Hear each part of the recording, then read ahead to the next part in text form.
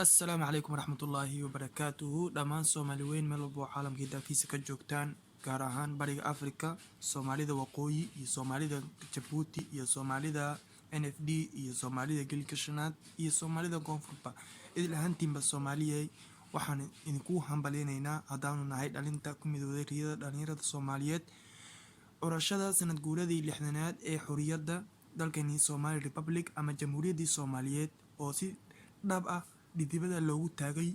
1 Luulyo 1960 waxaana si farxad leh la qaadanaynaa naftiina iyo naftayna macaanka xuriyadda iyo gobonimada hadduu Ilaahay ka raali noqdo maanta waxaan idinla wadaagi doonaa wax yar oo ku saabsan ahmiyadda maalinkan noo leedahay iyo siday ku imaatay bal aan yara milicsano ka hor 6aadkii iyo waxyaabihii ugu markaa ugu cadcadaa oo noo geystay dhibaatooyinka ugu cadcadaa u geystay ummadda Soomaaliyeed iyo sidoo ku soo galay insha Allah bal aan wax yar ka taataabana anigoona maaragtay aan ku sii dheeraan doonin marka sidaan wada ogsoonahay Soomaaliya maxaa la yiraahdaa horta maadaama ay Soomaalidu kuwa kala qaybsan oo midba meel degan yahay qabiil walba oo meel deegaan u gaar ah oo sameystay oo xoogaa yar maaragtay iska sameeyeen boqortooyin yar yar ay baahayeen marka gumeystii waxa u fududaatay inuu si fudud oo maaragtay u soo galo Soomaalida gudaheeda ka soo bilaabo koonfurta ka soo bilaabo Muqdisho soo saldhigto iyo dhanka Seylac iyo ta ka soo galana Hargeysa soo saldhigto ama maamulada kala den hasi meelaha ka sii maro si waxa uu fududaatay gumeystaha ugu fududeed buu ku qabsaday asoo maxaa mar koodu ku soo galay asoo xoogaa gacantaagii sameynayay odayaashii iyo maaragtay wax garadkii uqaashi markay arkeen gumeystuhu iyo wuxuu damacsan yahay waxaa jiray waxyaabo badan dad badan oo ka dhidhiyay wadaadda ahay aqoon-yahano ahay wax garad ahay oo ay ugu caansanayeen hadda Allah u naxariistay sayidkeena Sayid Maxamed Cabdilla Xasan baa ugu caansanaa iyo ciidankiisa daraawiish oo halkan kugu adkaa soo maray qarnigii 18 ugu dambeyn oo ka geeriyooday Sayid Maxamed Cabdilla Xasan maysan joojin halgankii iyo xoriyadoonkii Soomaalida ilaa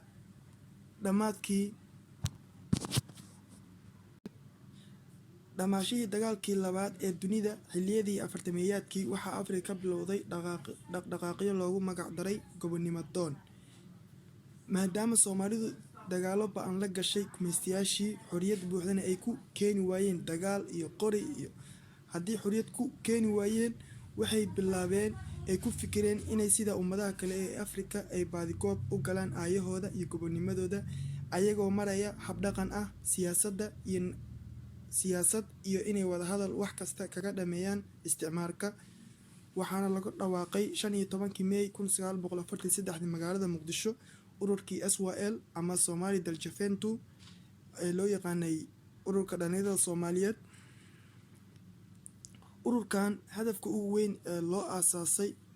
wuxuu ahaa ka taqallusida dhammaan raadadka gumeystaha ee arliga Soomaalida iyo isu keenitaankii Soomaali weyn iyadoo laga saarayo wax kasto keeni karo muran iskhilaaf qabiil wax kasto fikradda ku dhisnay ba meesha laga saaray fikirka qabaliga iyadoo meesha laga saarayo in Soomaali weyn la isku dalbo ayay ahayd diiradooda u weyn ay saarayeen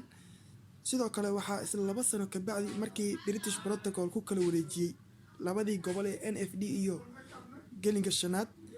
dalalka Kenya iyo Ethiopia 1945 waxaa gadooday Soomaalidii oo isla sanadka 1945 waxaa looga dhawaaqay ururkii bulshada Soomaaliga wadaniga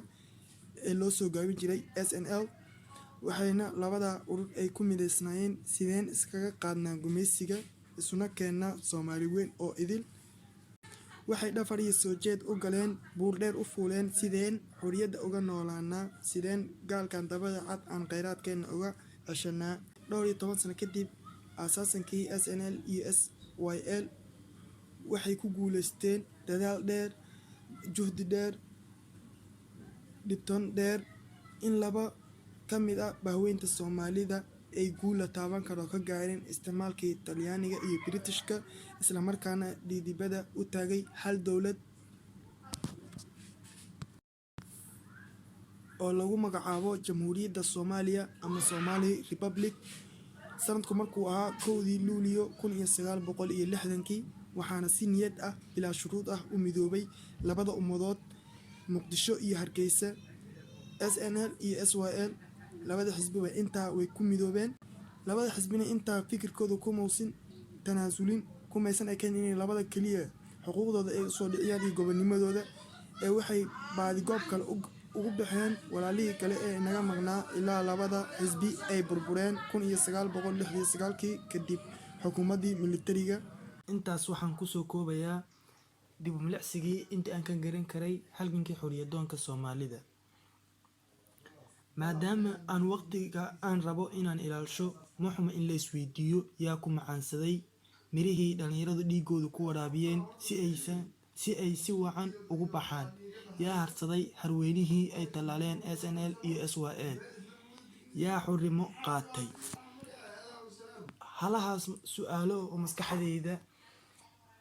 kusoo noqotay, dhalinyarada inta badan maskaxdooda kusoo laalaabato, aniga laftigeyga aanan ahayn ee dhalinyarada dhan ila wada qabaan. insha Allah waxaan kaga jawaabi karaa intii aqoonteyda tahay, garaadkayga leeyahay baan kaga jawaabi karaa insha Allah.